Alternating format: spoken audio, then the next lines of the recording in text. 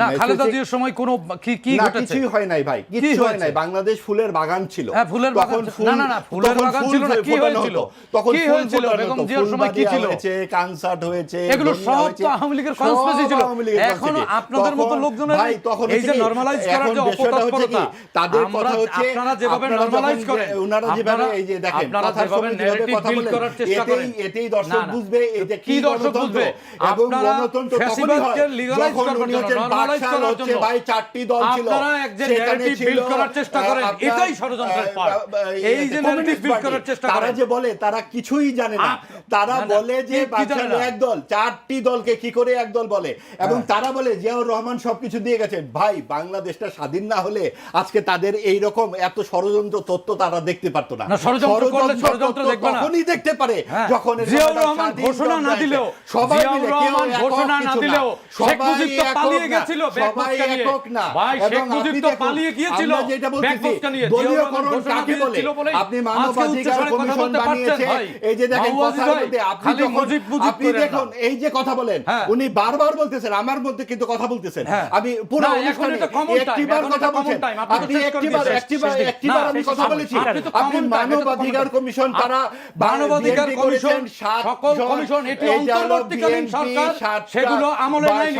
সেটি আপনি এই সরকারকে কেন দায় দিবেন? ব্যাপারটা হচ্ছে অন্তর্বর্তীকালীন সরকারের দায়, অন্তর্বর্তীকালীন সরকার এই কমিশনগুলোকে সবকিছু হয়ে যায়। আপনি এই সরকারকে কেন দিবেন? যথেষ্ট দলীয়করণের পক্ষে বলছেন, আশা করি বিএনপি তাকে একটি পদ দেবে। দেখুন, যে পরিসংখ্যানটি আমরা জানতে পারলাম সম্প্রতি পুলিশ সদর দপ্তর থেকে, যে 2023 সাল, 24 সাল এবং 25 সাল, মে, জুন, জুলাই, এই 3 মাসের যেই আপনার তুলনামূলক চিত্র, তাতে দেখা যাচ্ছে যে খুন ক্রমাগত বেড়েছে।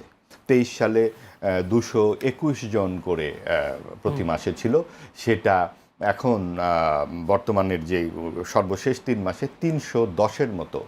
এবং এই জায়গাতে খুন বাড়াটা অবশ্যই খুব উদ্বেগের। এবং এই জায়গায় দেখা যাচ্ছে যে স্বরাষ্ট্রমন্ত্রী তখন বলছেন খুব দ্রুত গতিতে অপরাধীরা ধরা পড়ছে। দ্রুত গতিতে অপরাধী ধরা পড়া মানেই যে আপনার পরিস্থিতি খুব স্বাভাবিক, সেটা কিন্তু আমরা বলতে পারি না। বিশেষ করে রংপুরের যে ঘটনাটি ঘটল, এটা তো প্রায় চলচ্চিত্রের মতো একটি পরিস্থিতি, যে আপনি 2 জন খুনি, তারা 4 জনকে মেরে ফেললেন, এবং দেখা গেল যে তার পরের দিন সকালবেলা শ্মশানে তারা ধরা পড়ল। এর মধ্যে কেউ জানতে পারলো না, কোনো চিৎকার শোনা গেল না। এবং যেই মাদকের কথা বলা হচ্ছে, যে মাদক খাওয়া দেখে ফেলার কারণে শিক্ষককে নিহত করা হলো, কিন্তু যে শিশুপুত্রটি মারা গেল নিচতলায়, সে ঘুমন্ত ছিল এবং সে তো দেখেওনি। এবং একটি খুনের সঙ্গে তো এরকম মানে ব্যাপারটা চলচ্চিত্রের মতো তো না, যে খুন শেষ হবে আরেকজন চরিত্র ঢুকবে, আরেকজন শেষ হবে আরেকজন চরিত্র ঢুকবে। তার মানে একটা ঠিক যুক্তিসঙ্গত বলে মনে হচ্ছে না এই বিষয়গুলো। এবং যেহেতু সনাতন ধর্মের হিন্দু ফ্যামিলির, এবং এই যে এর আগে আমরা দেখেছি চান্দিনাতে ঘটনা, কুমিল্লায়, এবং সেখানেও হিন্দু এক ভদ্র মহিলা ছিল। তার আগে আমরা চাঁদাবাজির ঘটনা তো অহর্নিশ দেখতে পাচ্ছি। আমরা চিটাগাংয়ের কথা মনে করতে পারি, যে টেলিফোন করে বলেছে যে গত 17 বছর আপনারাই সব ব্যবসা বাণিজ্য করেছেন, এখন আমরা করব, মাস শেষে 1 কোটি টাকা দেবেন এবং প্রতিদিন 10 লাখ টাকা দেবেন। সেগুলোও সামনে এসেছে এবং ধরাও পড়েছে। এটা ঠিক যে কিছু ধরা পড়ছে বটে, এবং এটাই তো তাদের কাজ। পুলিশ, আইন শৃঙ্খলা বাহিনী থেকে শুরু করে সরকারের কাজ কিন্তু যার যার কাজ তাই করা। এখন আপনি যদি আপনার কাজটাকে বলেন যে এটা আমি অতিরিক্ত করছি, তা তো হবে না। এটা তো আপনার ন্যূনতম কাজ। আপনার আইন শৃঙ্খলা বাহিনীর যে পরিস্থিতি হয়েছিল, এটাও ঠিক যে উত্তরাধিকারী সূত্রে একটা হযবরল পরিস্থিতি পেয়েছিল বর্তমান সরকার, এটা যেমন ঠিক। এই হযবরল পরিস্থিতি এসেছে বলেই তো আপনাদেরকে 2/3 ভোটে নির্বাচিত করেছে জনগণ, এবং ভোটে নির্বাচিত হয়ে এসেছেন। আপনাকে এইটুকু ন্যূনতম দায়িত্ব অবশ্যই পালন করতে হবে। পালন করতে গিয়ে যখন আপনারা নানান রকম কথা বলছেন, যে কথাগুলো আসলে বলাটা কতখানি সঙ্গত হচ্ছে এটা নিয়ে কিন্তু বিভিন্ন রকম সমালোচনা থাকবেই। যেমন স্বরাষ্ট্রমন্ত্রী আরও বলেছেন ব্রাহ্মণবাড়িয়ার যে কনসার্ট বন্ধ নিয়ে, এই ব্রাহ্মণবাড়িয়াতে নাকি সবসময়ই গান বাজনার একটু উল্টো পরিবেশ আছে, কথাটি ঠিক নয়। এই ব্রাহ্মণবাড়িয়াতেই বিখ্যাত আলাউদ্দিন খাঁর পরিবার, এখান থেকে এই পুতুল নাচের যে গান এবং নাচের এটা সারা বিশ্ব জুড়ে প্রতিষ্ঠিত। এখানে প্রচুর আপনার ক্লাসিক্যাল মিউজিকের খবর জানি, এবং এটা কিন্তু সরকারের পক্ষ থেকে কখনোই বলা উচিত নয় যে এইটুকু অধিবাসীদের অঞ্চল আমাদের এইভাবে চলবে, ওইটুকু ওইভাবে চলবে। মানে ব্রাহ্মণবাড়িয়া তো দেশের ভেতরে গিয়ে আবার আরেকটি স্বায়ত্তশাসিত বা সার্বভৌম এলাকা হতে পারে না। কাজে এই ধরনের বার্তা অবশ্যই ভুল বার্তা দেয়, এবং যারা উগ্রবাদী রাজনীতির পক্ষে কথা বলেন তাদেরকে একটু রসদ দেয়। তো সেই জায়গায় আজকে যখন সরকারের একটু সন্তুষ্টি আমরা দেখতে পাচ্ছি, এবং সেই সন্তুষ্টির জায়গা থেকে আমাদের মনে হয় যে সরকার যদি বলতো যে আমরা চেষ্টা করছি, এবং চেষ্টাটা অবশ্যই অনেক কিছু মিলিয়েই, সরকার একা চেষ্টা করলে তো হবে না, নিশ্চয়ই অনেক বিরুদ্ধ শক্তিও আছে। যারা খুন করছেন সরকার তো খুন করছে না, যারা অপরাধী তারাই খুন করছেন, কিন্তু এই খুনের পরিবেশটাকে যেভাবে বন্ধ করা যায়। আরেকটা ব্যাপার হচ্ছে যে উত্তরাধিকারী সূত্রে অনেক বড় বড় চাঞ্চল্যকর খুন আমাদের গত যেই সরকার আমরা স্বৈরাচারী সরকার বলি তারা সেগুলো ঠিকমতো তদন্ত করেনি। বিশেষ করে আমাদের সাংবাদিক বন্ধু সাগর রুনির যে হত্যাকাণ্ডের কথা আমরা সবাই বছরের পর বছর বলে আসছি, এই সরকারও কি সেই ব্যাপারে নিশ্চুপ থাকবে? তাহলে বিগত সরকারের সাথে এই সরকারের পার্থক্য কী? এরকম বহু চাঞ্চল্যকর খুনের কথা আমরা জানি। আমরা মনে করতে পারি তনু হত্যা, এই হত্যাগুলো নিশ্চয়ই চোখের সামনে আসবে, এবং এই ধরনের যখন আমরা আইনের শাসন রাষ্ট্রে প্রতিষ্ঠিত করতে পারবো, যখন যে কোনো ক্ষমতাশালী ব্যক্তি আইনের বাইরে থাকবেন না, তখনই কিন্তু সুশাসন, গণতন্ত্র এবং জবাবদিহিতার প্রতিষ্ঠা হবে। সেটাই কিন্তু 24-এর গণ অভ্যুত্থানের মূল প্রত্যয়, এবং সেই জায়গায় সরকারকে কাজ করতে হবে। অসংখ্য ধন্যবাদ মাহবুব আজিজ। একটু সাইদ খানের কাছে যেতে। সাইদ খান, আপনার কি মনে করেছেন অপরাধীদের ধরা পড়ে জহমপুরের যে হত্যাকাণ্ডের ঘটনা, সেখানে পরের দিনেই যদি বলি 2 জনকে গ্রেফতার করা হয়েছে, অপরাধী বলা হচ্ছে, কিন্তু এখনো প্রমাণ হয়েছে কিনা সেটা তো আমরা এখনো জানি না। তবে পুলিশ বলছে এই 2 জন জড়িত, কিন্তু অপরাধীদের ধরা হচ্ছে ঠিকই, কিন্তু অপরাধ কমছে না কেন, এটা একটি প্রশ্ন। আর ভাই আরেকটা অভিযোগ করেছে যে সাগররুনির হত্যার মতো তদন্তগুলো ওই স্বৈরাচারী সময়ে দীর্ঘদিন ঝুলিয়ে রাখা হয়েছিল, এখনও কেন সেই হত্যাকাণ্ডের রহস্য উদ্ঘাটন করতে ব্যর্থ হচ্ছে সরকার? এইসব অসংখ্য ঘটনার তথ্য তিনি তুলে ধরেছেন। আমার যে প্রশ্ন, সরকার কি সন্তুষ্ট কিনা যে আইন শৃঙ্খলা পরিস্থিতিতে? প্রথমেই আমি একটু বলি যে সরকার সন্তুষ্ট কিনা আপনি যে প্রশ্নটি করলেন, আসলে সরকার এখানে কিন্তু সন্তুষ্টি প্রকাশ করেনি। আমরা এর চেয়ে বেশি সম্ভব নয় মানে তো সন্তুষ্ট না, এর চেয়ে বেশি সম্ভব নয় বলেনি, বলেছে যে সরকার চেষ্টা করছে, পরিস্থিতির উন্নতি ঘটছে, শুধুমাত্র পুলিশের একার উপরে নির্ভর করলে হবে না, এখানে নাগরিক কিছু দায়িত্ব আছে, নাগরিক সহযোগিতাও চেয়েছেন তিনি, জনগণের সহযোগিতাও প্রত্যাশা করেছেন এই জায়গাটি। তো সো দ্যাট আমরা প্রথম লাইনটা শুনলে কেমন যেন একটু ধাক্কা খাই, পরের লাইনটা কিন্তু সাধারণ জনগণের সহযোগিতা চেয়েছে, এটিও করতে হবে। তো আমি সরকারকে বলছি না যে স্বরাষ্ট্রমন্ত্রী যেটা বলেছেন সঠিকই বলেছেন, তা বলছি না, আবার মাহবুব আজিজ ভাই যেটা বলছেন একেবারেই যে বেঠিক বলছেন তাও না। উনি একজন নাগরিক হিসেবে অবশ্যই তিনি এ কথাটিই বলবেন, আমিও তাই বলবো যে বিগত রিজিমের সাথে তুলনা করব দেখেই তো আমি আপনাকে বেছে নিয়েছি, বিগত রিজিমের দুঃশাসন ছিল বলেই তো আমি সুশাসনের প্রত্যাশা নিয়ে রেখেছি, ভরসা রেখেছি আপনার উপরে। আর আরেকটা জিনিস কি, স্বরাষ্ট্রমন্ত্রীর চেয়ারটা একটা ম্যাজিক চেয়ার, এই চেয়ারে যখন যে যায় তখন সে এরকম ম্যাজিক কথাই বলে, আমরা দেখেছি, এটা অভ্যস্ত আমরা। তো খুন বাড়ায় উদ্বেগ বেড়েছে, খুন বেড়েছে। মাহবুব আজিজ ভাই এবং পুলিশ সদর দপ্তরের যে তথ্যকে রেফারেন্স দিয়ে মাহবুব আজিজ ভাই বললেন ঘটনাটি সত্য, খুন বেড়েছে। একটি সমাজে এরকম অপরাধ প্রবণতা কখন বাড়ে জানেন? 2টি কারণে। সমাজে যখন একটি শ্রেণী সুইসাইডাল হয়ে যায়, যে সে ল এনফোর্সমেন্ট এজেন্সি বা গভর্নমেন্ট বা স্টেট কোন পদক্ষেপ নেবে এটা সে ভ্রুক্ষেপ করে না, তার টার্গেটই হচ্ছে রক্তাক্ত করা। আমরা দেখেছি 24-এর গণ অভ্যুত্থান পরবর্তী সময়ে চিটাগংয়ে কিন্তু ইস্কন একটা কার্ড খেলা হয়েছিল। রংপুরে যে এই যে মাইনরিটি, মাহবুব আজিজ ভাই অত্যন্ত সঠিক কথাটি বলেছেন যে ইদানিং সংখ্যালঘু সম্প্রদায়ের উপরে কেমন যেন এক ধরনের আঘাত আসছে, এই যে রংপুরের 4 খুন, এটা কিন্তু কার্ড, এটা নিছক কোনো মাদক, এটা আমার কাছে বানোয়াট মনে হয় যে মাদক সেবন করছিল এটা দেখে ফেলবার কারণে এটা হয়েছে।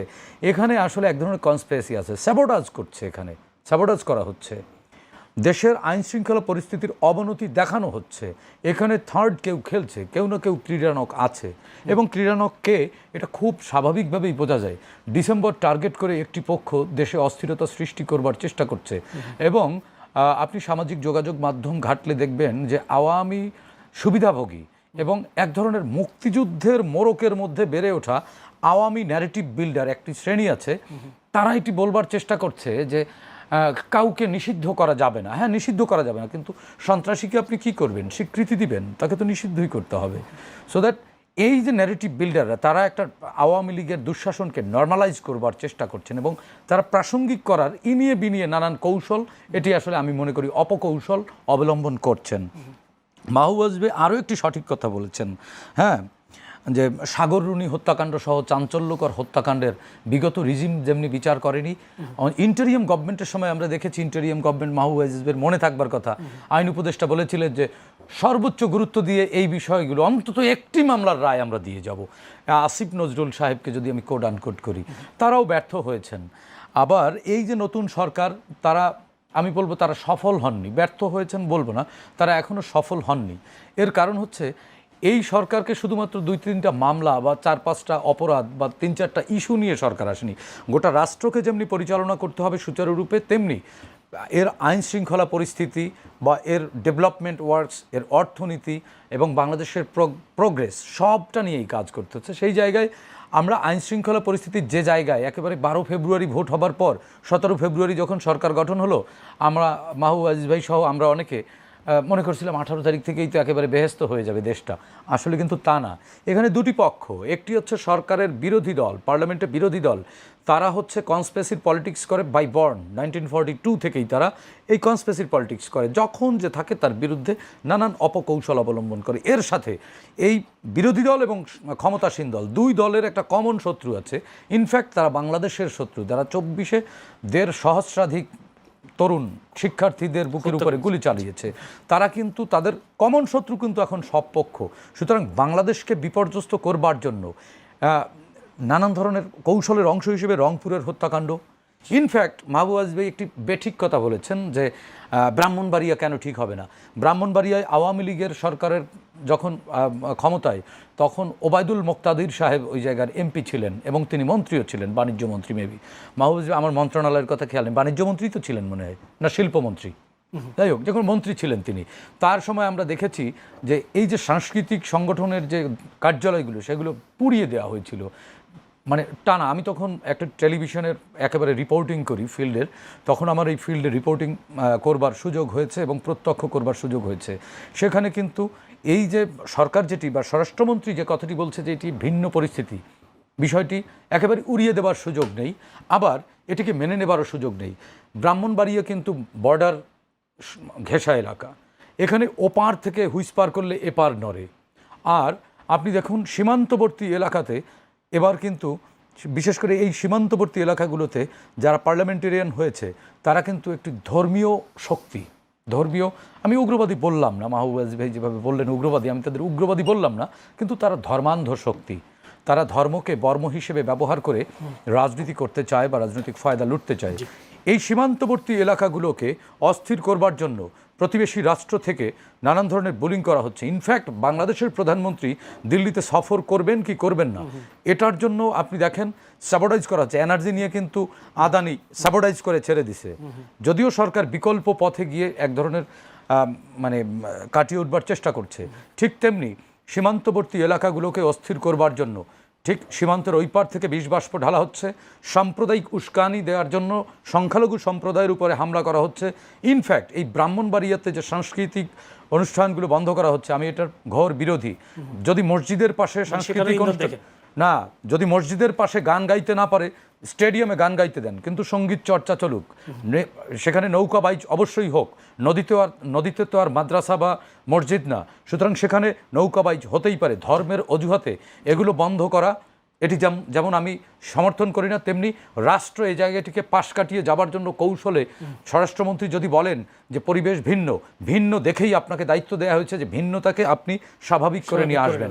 সুতরাং সরকারকে যেমনি আমি তাগিদ দিচ্ছি যে এই জায়গাগুলো নিয়ে কাজ করুন, ঠিক একই সঙ্গে যারা কনস্পেটর নাগরিক হিসেবে মাহবুব আজিজ ভাই, আমি, আপনি, আমরা তো এই বাংলাদেশ ছেড়ে পালিয়ে যাবার আমাদের জায়গা নেই, কার্যত আমরা কেউ পালিয়ে যেতে পারবো না, কারণ আমাদের সেকেন্ড কোনো বাসস্থান নেই। সুতরাং এই বাংলাদেশকে নিরাপদ রাখবার জন্য নাগরিক হিসেবে হ্যাঁ, সরকার দায়িত্ব পালন করলে তাকে সহযোগিতা করব, আবার সরকার দায়িত্ব পালন না করলে তাকে সমালোচনাও করব, তাকে তাগিদ দেব, তাকে প্রশ্ন করব, এটা আমাদের দায়িত্ব। সুতরাং সরকারকে একতরফাভাবে আমি এখানে ঠেলে দিতে রাজি না, এবং কনস্পেটরদেরকেও নাগরিক হিসেবে আমাদের চিহ্নিত করতে হবে।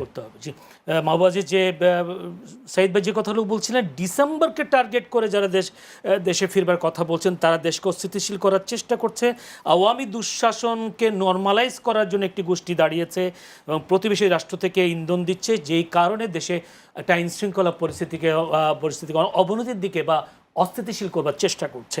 অর্থাৎ যদি বলি 24-এর পতিত সরকার, দেখুন আমরা কিন্তু এই ধরনের যেটাকে আমরা ব্লেম গেম বলি সবসময় শুনে অভ্যস্ত, বিশেষ করে যে স্বৈরাচারী সরকারের যে পতন আমরা 24-এর গণ অভ্যুত্থানের সময় দেখলাম, তখন যে কোনো পরিস্থিতিতে বলা হতো যে বিএনপি জামাতের অগ্নি সন্ত্রাস, আগুন লাগছে হোটেলের সামনে বাসে, বিএনপি জামাত করেছে, সেটার কোনো তদন্তরও প্রয়োজন নাই, করেছে বিরোধী দল। এখন যে পরিস্থিতিটা হচ্ছে আপনি দেখুন, এখন এখানে করছে আওয়ামী লীগের সন্ত্রাসীরা, তাহলে আপনার সরকার থাকবার দরকার কি? আপনাকে তো বুঝতে হবে হ্যাঁ এই সন্ত্রাসী অমুক জায়গায় এই কাজটি করেছে, আপনি তাকে আইনের হাতে সোপর্দ করেন, সেই জন্যই তো আপনি সরকার কিন্তু একটি দলের হয় না। তাহলে বলা হতো গণপ্রজাতন্ত্রী বিএনপি সরকার, কেন বলা হয় গণপ্রজাতন্ত্রী বাংলাদেশ সরকার? কারণ সরকারটি বাংলাদেশের প্রত্যেকটি মানুষের সরকার, যিনি ভিন্ন মতাবলম্বী, যিনি ভিন্ন ধর্মের ভিন্ন মতের, তার জন্যও এই সরকার, এবং তিনিও আইনের সমান সুযোগ এবং সম্মান পাওয়ার অধিকারী। আপনি দেখুন যে পুলিশ আধুনিকায়নের কথা বলা হলো, অন্তর্বর্তীকালীন সরকারের সময় যে কয়েকটি ভালো কাজ করা হয়েছিল, ওই 11টি কমিশনের সুপারিশ, একটি সুপারিশও কিন্তু আপনার আলোর মুখ দেখেনি। কেন দেখবে? কারণ এই রকম একটি জগদ্দল পাথরের নিচে আপনি সব সিস্টেম যদি আটকে রাখেন, আপনি তো সংস্কার কমিশন আলোর মুখ দেখবে না। পুলিশ সংস্কার কমিশনের যে কথাটি বলা হয়েছিল যে পদায়ন, বদলি এবং বিভিন্ন পরিস্থিতিতে তারা একটি স্বায়ত্তশাসিত রূপ পাবে, সেই স্বায়ত্ত শাসন যখন পর্যন্ত আসবে না ততক্ষণ পর্যন্ত কিন্তু পুলিশ লাঠিয়াল বাহিনী হিসেবেই কাজ করবে। আমরা কিন্তু দেখেছি 24-এর গণ অভ্যুত্থানের সময় পুলিশ কি করে লাঠিয়াল বাহিনীতে পরিণত হয়। এটা কি পুলিশের নিজস্ব সিদ্ধান্ত ছিল? পুলিশকে যখন সরকার চালায় তখন সরকারের উপরেই কিন্তু এই পুরো ব্যাপারটা নির্ভর করে। আপনি দেখুন, পুলিশ যদি আধুনিকায়ন হতো, আজকে যদি এটাকে ডিজিটালাইজেশনের মধ্যে আনা যায় তো তাহলে কিন্তু সকল যেই ঝামেলায় পড়ছে আপনি খুব দ্রুত গতিতে সেই জায়গায় একটা বিহিত পেতে পারতেন। আমরা 999-এর কথা শুনি, সেই 999 কি কতখানি আসলে যুগোপযোগী হয়েছে। বিশেষ করে আমরা সব উন্নত দেশের মতো ব্যবস্থা করতে পারবো না, কিন্তু আমাদের চেষ্টাটা তো থাকবে। আমরা তো চাই জনগণের পাশে রাষ্ট্র দাঁড়াক, রাষ্ট্র কেন জনগণের পিছনে পিছনে হাঁটবে? এটাই তো সবসময় আমরা দেখি শিক্ষায়, চিকিৎসায়, আইন শৃঙ্খলা বাহিনীতে, সব জায়গায়। আপনি এটা সাধারণ জিডি করতে যান না থানায়, আপনি দেখবেন যে পরিস্থিতি কি দাঁড়ায়, এবং ওই জায়গাতে তারপরে আপনি যে কোনো মামলাতে যাবেন, আপনি মামলায় কিভাবে দীর্ঘসূত্রিতা আসে, আপনি নির্বাহী বিভাগ এবং আইন বিভাগকে পৃথকীকরণের এই দাবি তো বিএনপিরও ছিল, সেই বিএনপি কি সেই দাবি থেকে সরে আসেনি? আপনি দেখুন গুম কমিশন, মানবাধিকার কমিশন, এখন বিএনপি এটা চেনে না, জানে না। কেন চেনে না জানে না মনে হচ্ছে? কারণ সরকারে গেলেই সেই সরকারের চেহারা তো আমরা সব এক সরকারের চেহারা তো কম বেশি একই রকম আমরা দেখি। মানে বিগত 17 বছরে যে সরকার, শুধু 17 বছর কেন, 54 বছরের সরকার আপনি ধরেন না কেন, খালি কি 17 বছরে একটা সরকার থাকে? এই কথা শুনে একটা চমৎকার উদাহরণ আমার মনে পড়লো। আমাদের বন্ধু সাংবাদিক গোলাম মুর্তজা সাহেব সম্প্রতি একটা দারুণ কথা বলেছেন।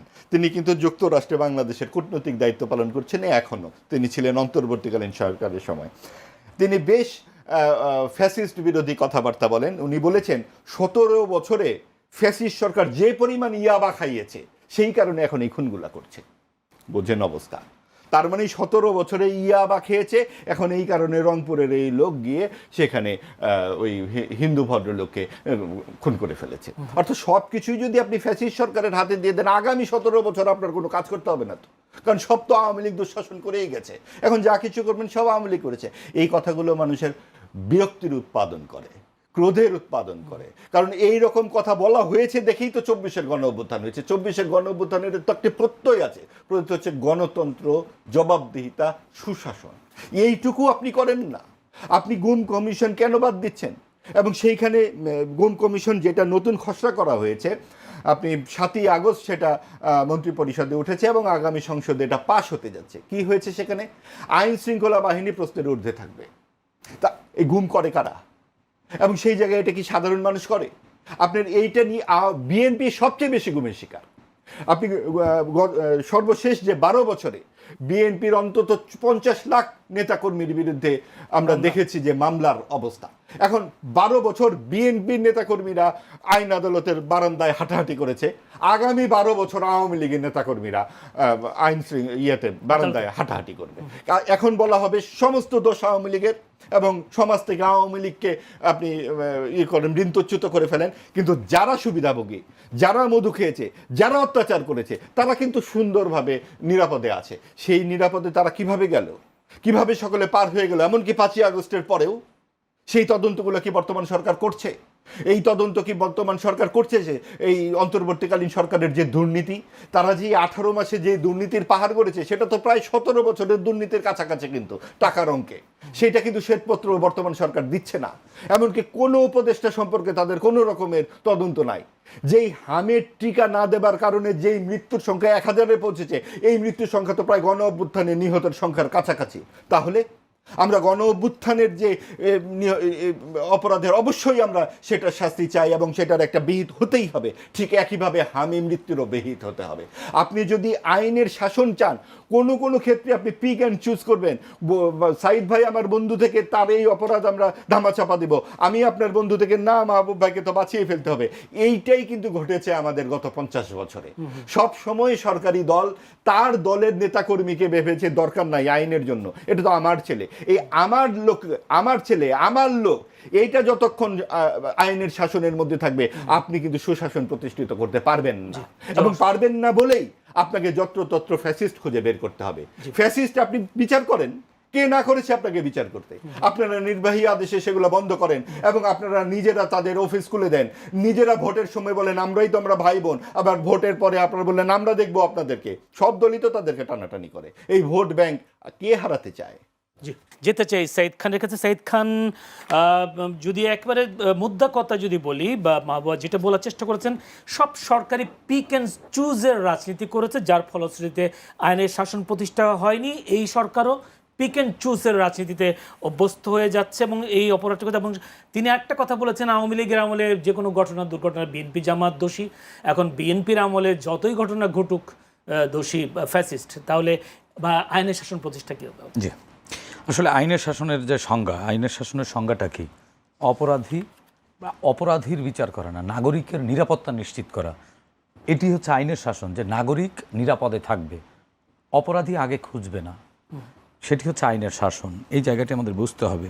এখন মাহবুব ভাই যেটি বললেন যে পিক অ্যান্ড চুজ বা আমার লোক, আমার ছেলে বলে তাদেরকে পাশ কাটিয়ে দেয়া বা এক ধরনের নেপোটিজম করছে এই সরকার, এই কারণে 50 বছর ধরে আমাদের আইনের শাসন প্রতিষ্ঠিত হয়নি। আমি একটু বলতে চাই মাহবুব আজিজ ভাইকে যে আমরা দেখেছি যে এই সরকার ক্ষমতায় আসবার পরে মাত্র 13 দিনে কিন্তু মামলার রায় হয়েছে, মাত্র 13 দিনে।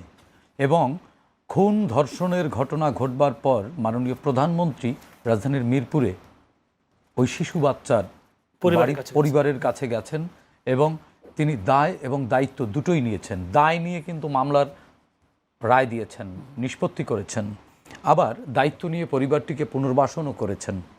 সুতরাং এই সরকার, হ্যাঁ, মানে 100 মার্কসের পরীক্ষা দিয়ে তো আর 100তে 100 পাওয়া যায় না, গ্রাজুয়ালি ইমপ্রুভ করে। এখন 2/3 ভোট পেয়ে না, 2/3 ভোট পেলেই এটা ডোনাল্ড ট্রাম্পকে এনে বসান এখানে। বাংলাদেশের পরিবেশ পরিস্থিতি এমন করে রেখে গেছে বিগত রিজিম, এখানে ডোনাল্ড ট্রাম্প না, যদি ফেরেশতাদেরকেও বসান এটা ঠিক করতে তাদেরও বেগ পেতে হবে, এমন পরিবেশ করে গেছে। এবং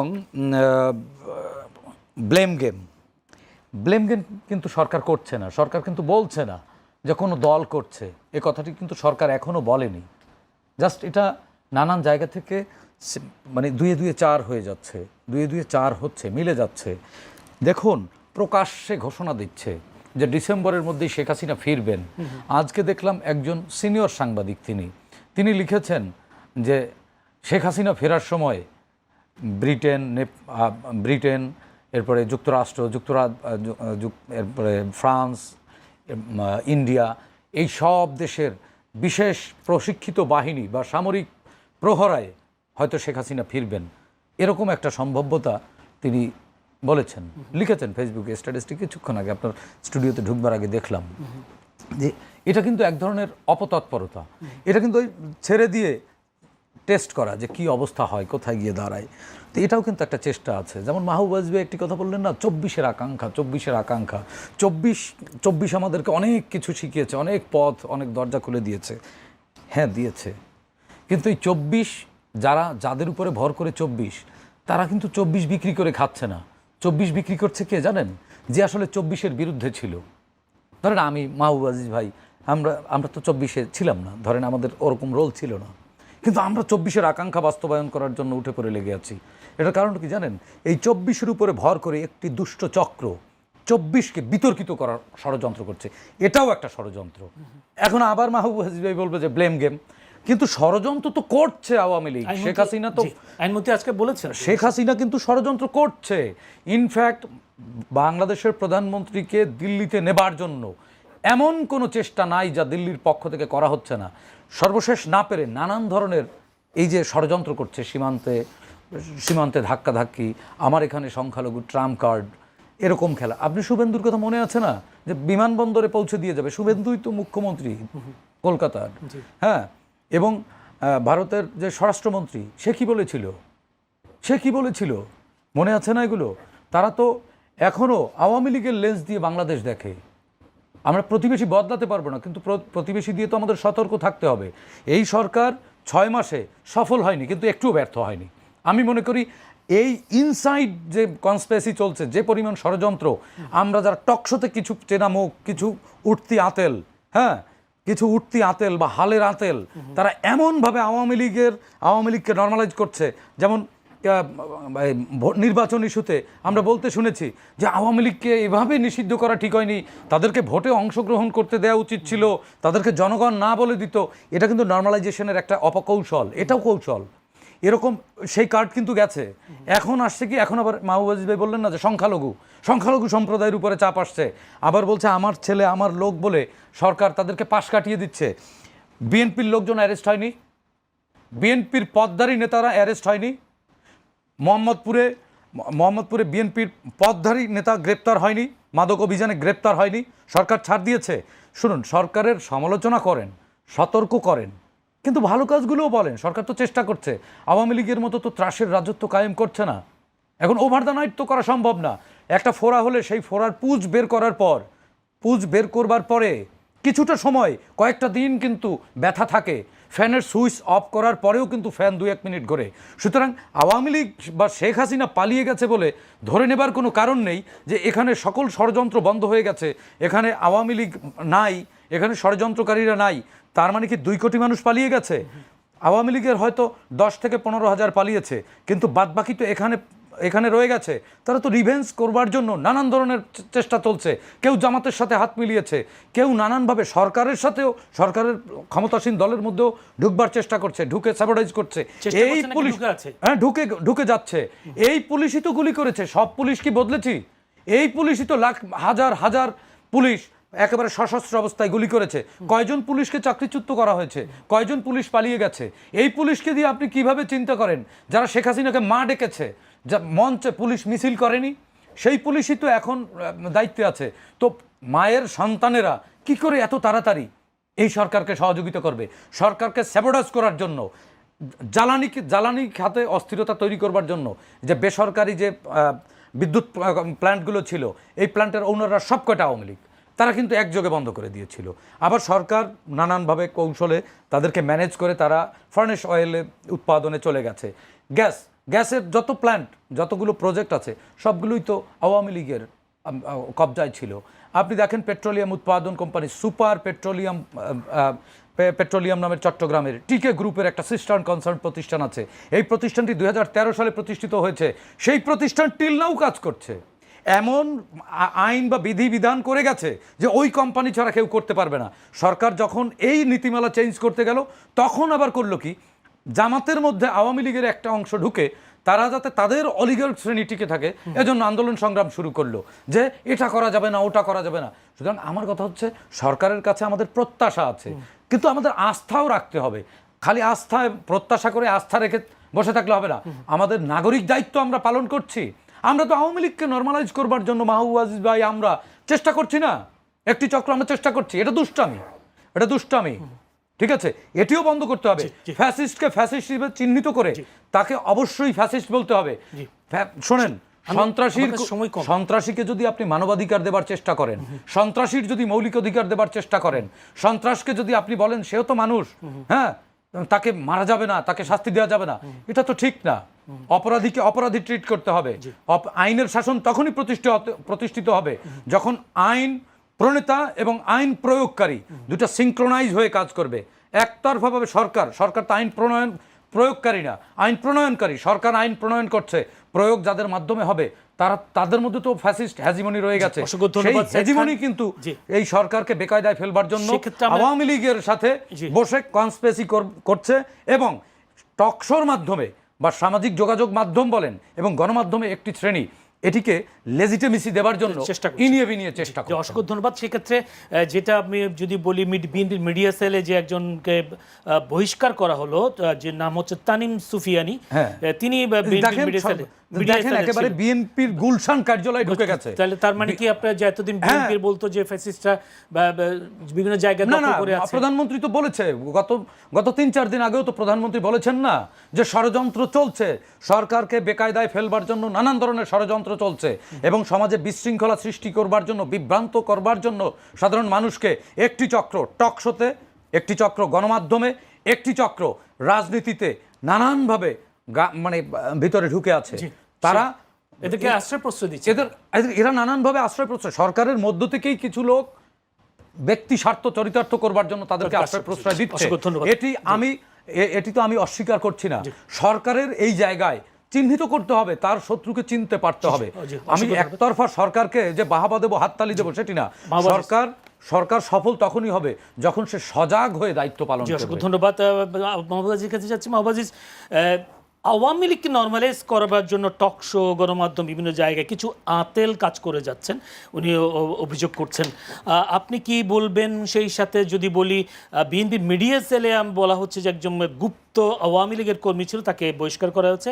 আপনার কি মনে হয়, এতদিন ধরে বিএনপির নেতা কর্মীরা বলবার চেষ্টা করেছেন যে সরকারের ভিতরে বা বিভিন্ন জায়গায় ফ্যাসিস্টরা এখনো ঘাপটি মেরে বসে আছে, এটাই কি তার প্রমাণ? দেখুন, আপনি যদি একটা সার্চ দেন, এই যেই কথাগুলো শুনলাম যে সরকারকে বেকায়দায় ফেলবার জন্য ষড়যন্ত্র করছে, আপনি দেখেন তো এই যে স্বৈরাচারী সরকারের আমলে ঠিক এই বাক্যটা কতবার বলা হয়েছে, এই টকশোর বিরুদ্ধে কতবার বলা হয়েছে। আমাদের কথা বলবার জায়গা তো এই দেশের মানুষের পক্ষে আমরা কথা বলি সবাই, উনিও বলছেন, আমিও বলছেন। আর মুশকিলটা হচ্ছে আমরা যখন মনে করি আমার কথাটাই দেশের মানুষের কথা, আমি যখন জাজ করতে শুরু করি যে উনি আতেল বা উনি পাগল, আমি কে এটা বলার? আমার মতের সঙ্গে মিলছে না, হতে পারে, তা আমি বলবো তাকে আতেল বা পাগল? আমি ওই দিকে যেতে চাই না। আমি আমার কথাটুকুই শুধু বলতে চাই। এটা যারা শুনছেন তারাই বিবেচনা করবেন কার কথা ঠিক বা বেঠিক। এখানে যেই বিষয়টা বলা হলো, আপনি দেখুন যে একটি মামলা 13 দিনে বিচার হয়েছে। হ্যাঁ, ঠিক আছে, এটাই তো সরকারের কাজ। এইটা যেমন ভালো হয়েছে, আর খুন যে যখন 311টি করে হচ্ছে মাসে, সেই ব্যাপারে কতগুলো মামলা হচ্ছে, মামলার দীর্ঘসূত্রিতা কোথায়, যে ধারাবাহিকভাবে যে মামলাগুলো আসছে সেগুলো কোথায়? একটি হলেই হবে? আমরা এর আগেও তো প্রধানমন্ত্রীকে দেখেছি বড় বড় ঘটনা ঘটার সাথে সাথে প্রধানমন্ত্রী অমুকের সাথে গিয়ে কান্নাকাটি করেছেন, এগুলো আমরা দেখি নাই? সব কিছুকে কেন প্রধানমন্ত্রীকে সরাসরি শারীরিকভাবে উপস্থিত থাকতে হবে? এটা তো একটা কাঠামো, সেই কাঠামোটা কাজ করবে। এখন এটা বললেই বলা হবে যে আমরা ফ্যাসিস্টের দোসর। আমরা সবসময়ই বলছি যে একটা অন্তর্ভুক্তিমূলক সমাজ চাই, এটাই 24-এর আকাঙ্ক্ষা। এবং তখন বলা হচ্ছে আপনি কি করেছেন মাহবুব আজিজ, আপনি 24-এ কি করেছেন, আমি কি করেছি, আপনি কি করেছেন, এগুলো ব্যক্তিগত আলাপের জায়গা এটি নয়।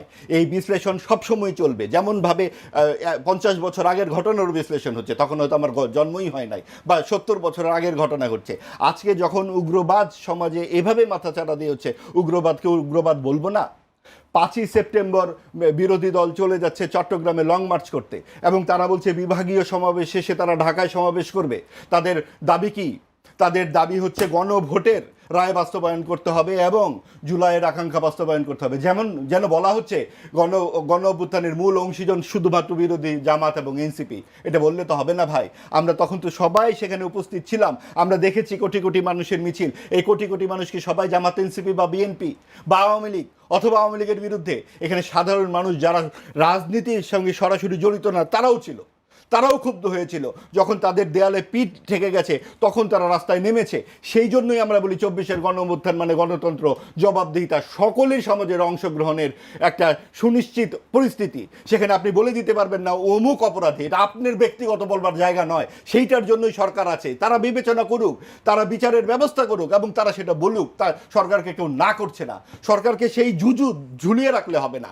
আপনি দেখুন বিরোধী দল জামাত, এনসিপি কি বলছে যে গণভোটের রায় বাস্তবায়ন করতে হবে। গণভোটের রায়ের মধ্যে একটি খুব গুরুত্বপূর্ণ পয়েন্ট আছে, সেইটাই হচ্ছে তাদের এই উগ্রবাদের সবচেয়ে বড় আকাঙ্ক্ষার জায়গা। সেটা হচ্ছে আনুপাতিক হারে উচ্চকক্ষে বসতে দিতে হবে। এই ব্যাপারে কিন্তু বিএনপি নোট অফ ডিসেন্ট দিয়েছিল, এবং তখনও কিন্তু আমরা বলেছিলাম এই 30টি দলই পুরো বাংলাদেশ নয়। সেটাও আমরা মেনে নিয়েছি। আচ্ছা ঠিক আছে, পরিস্থিতি যেদিকে যাচ্ছে আপাতত এই সরকারটি চলে যাক, যেটা সালাউদ্দিন আহমেদ সাহেব বলেছেন সরকারে, যে তখন যদি আমরা না মানতাম তাহলে এই সরকার নির্বাচনই দিত না। কাজে সকলেরই মত সেরকমই ছিল। এবং সেই জায়গাতে এই যে আপনি আনুপাতিক হারের কথাটি বলা হচ্ছে কেন, এই অন্তর্বর্তীকালীন সরকার ডানপন্থাকে প্রশ্রয় দিয়েছে। তাদের লিগেসিকে রাখবার জন্য তারা উচ্চকক্ষ করবার চেষ্টা করেছে, যেইখানে এই উচ্চকক্ষের মাধ্যমে 72-এর সংবিধানকে বন্ধ করে দেওয়া যাবে এবং বদলে ফেলা যাবে। কেন সংবিধানকে ছুঁড়ে ফেলার কথা বলা হয়, কেন স্বাধীনতা 2.0 বলা হয়? এটা কি গণ অভ্যুত্থানের সময় কেউ বলেছিল? বঙ্গবন্ধুর বাংলায় বৈষম্যের ঠাঁই নাই, এই ছিল নাহিদ ইসলামের কণ্ঠে স্লোগান। এর আমরা নিজের চোখে এবং কানে তো শুনেছি, দেখেছি। তাহলে তখন যদি বঙ্গবন্ধুর দোষ না হয়ে থাকে, তারপরে 72 থেকে 75-এর এত অপরাধ, এত কিছু মিলিয়ে আপনার জুলাই জাদুঘরে আপনি স্থান দিচ্ছেন কেন? আপনি একটা বিশেষ সময়কে জুলাই জাদুঘরের সাথে সম্পৃক্ত করবেন, আর সরকারের অপরাধ একটিও নেই। সকল অপরাধ শুধুমাত্র আওয়ামী লীগের বিভিন্ন সময়ে হয়েছে। তাহলে তো আপনার 21শে আগস্টের হত্যাকাণ্ডেরও নজির নিয়ে যেতে হয় জুলাই জাদুঘরে। জুলাইয়ের সঙ্গে তো এই সমস্ত সাংঘর্ষিক আলাপ তো ছিল না। আপনার মুক্তিযুদ্ধের কোনো সরকারি জাদুঘর নেই দেশে, সেখানে আপনি জুলাই জাদুঘর দেশের সবচেয়ে গুরুত্বপূর্ণ জায়গায়, সবচেয়ে দামি জায়গায় এত বড় একটি জাদুঘর বানিয়ে আপনি কি মুক্তিযুদ্ধের ইতিহাস, 25শে মার্চের ঘটনা, 14ই ডিসেম্বরের যে রাজাকারের হত্যাকাণ্ড, তার আগে 60 দশকের বাঙালির রেনেসা, তার আগে 47 এবং 40-এর লাহোর প্রস্তাব সব আমাদের ভুলিয়ে দিতে চান? দুঃখিত, সেটা ভোলা যাবে না। আপনি যতই চেষ্টা করবেন, আপনার এই যে মূল যে প্রত্যয়টা গণতন্ত্র এবং জবাবদিহিতার থেকেই আপনি দূরে সরে যাবেন। সেইখানে কিন্তু বর্তমান প্রধানমন্ত্রী তারেক রহমান নির্বাচনের আগে সরাসরি বলেছেন, বিশ্বাসী, অবিশ্বাসী, সংশয়ী সকলের সমান মর্যাদা এবং সম্মান থাকবে। আমরা গত 50 বছরে আমাদের কোনো রাষ্ট্রপ্রধানের মুখে, সরকার প্রধানের মুখে এই ধরনের প্রগতিশীল কথা আমরা শুনি নাই। আমরা মুক্তিযুদ্ধের পক্ষে বিএনপিকে নির্বাচনের আগে সরাসরি দাঁড়াতে দেখেছি, কিন্তু নির্বাচনের পরে মুক্তিযুদ্ধের এই প্রত্যয় থেকে বিএনপি কি সরে এসেছে? আমরা কেন ধর্মনিরপেক্ষতাকে নিয়ে বিএনপি সরাসরি অবস্থান দেখতে পাই না? আজকে যখন এই ধর্মীয় উগ্রবাদ আমরা দেখতে পাচ্ছি, Pakistan, Syria, Iraq, Lebanon, Yemen, Saudi আরব, এই যে আপনি যেখানে গণতন্ত্র নাই, গত 70 বছর দেখুন পাকিস্তানে কোনো সরকার 5 বছর পূর্ণ করতে পারে নাই, বারবার তাদের সেনা শাসন এসেছে।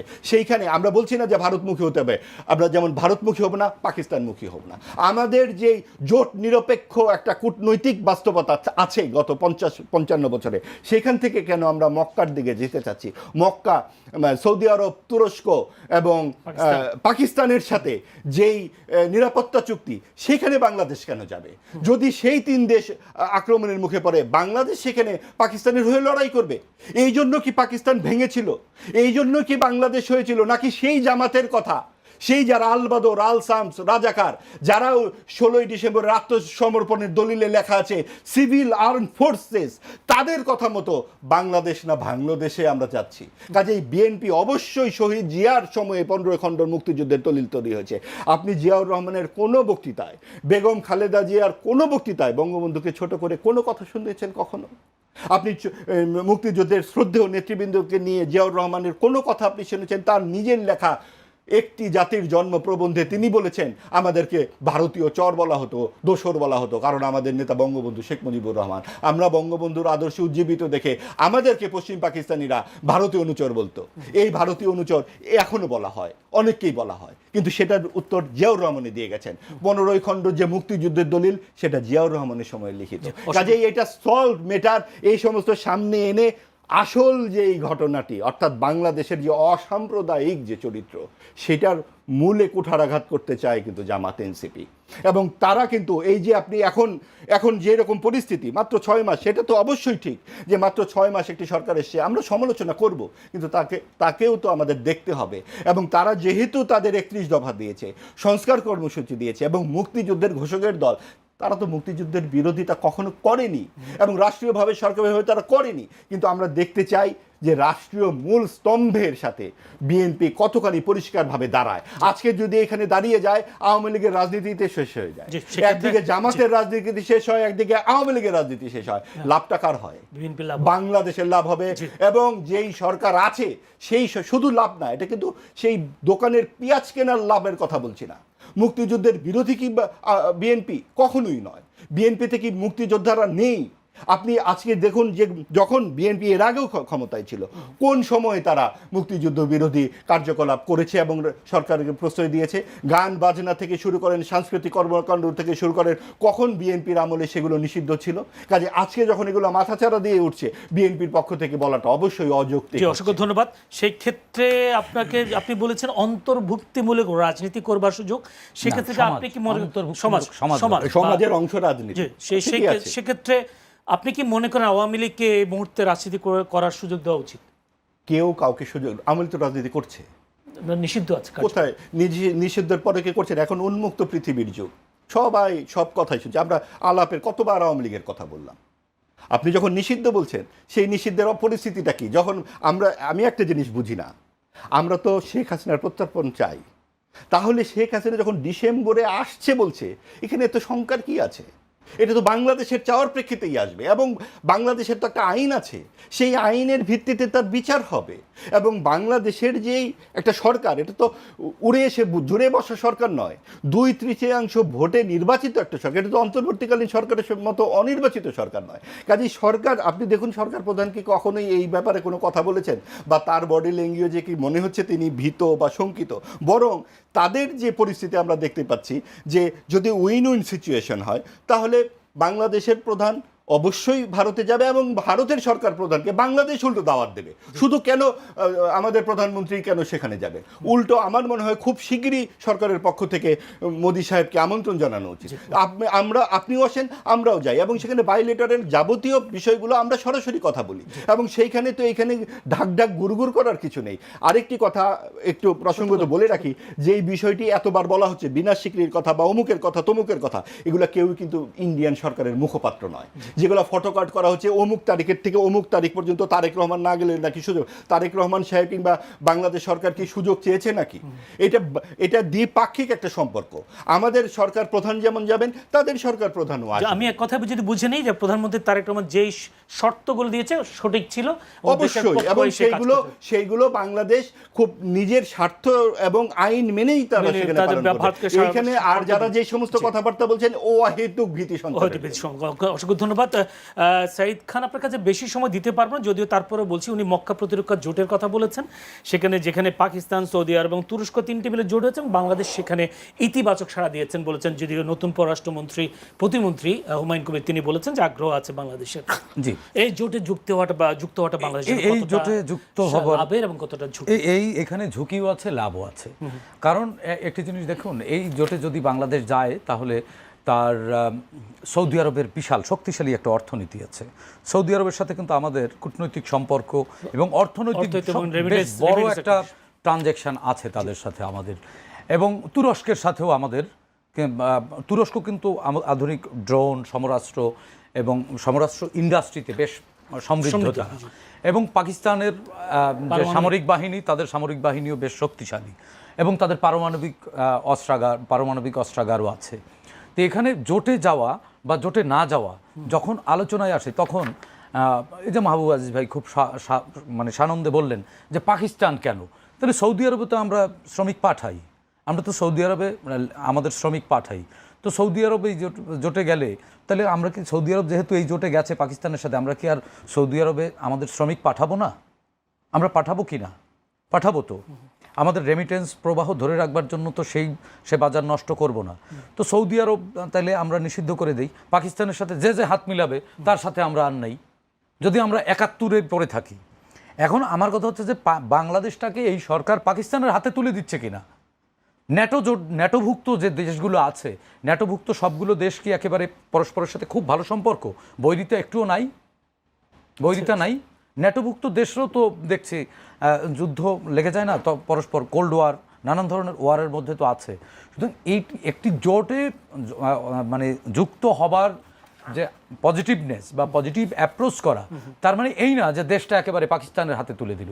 এটা আবার ওই একতরফাভাবে একটা জায়গায় যে বিচার মানে তালগাছটা আমার টাইপের আলোচনা।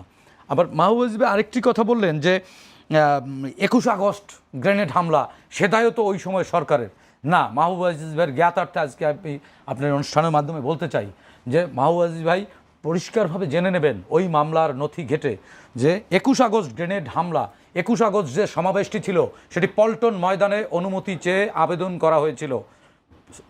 সাইফুল ইসলাম মিলন নগর আওয়ামী লীগের দপ্তর সম্পাদক স্বাক্ষরিত একটি চিঠিতে আবেদন করা হয়েছিল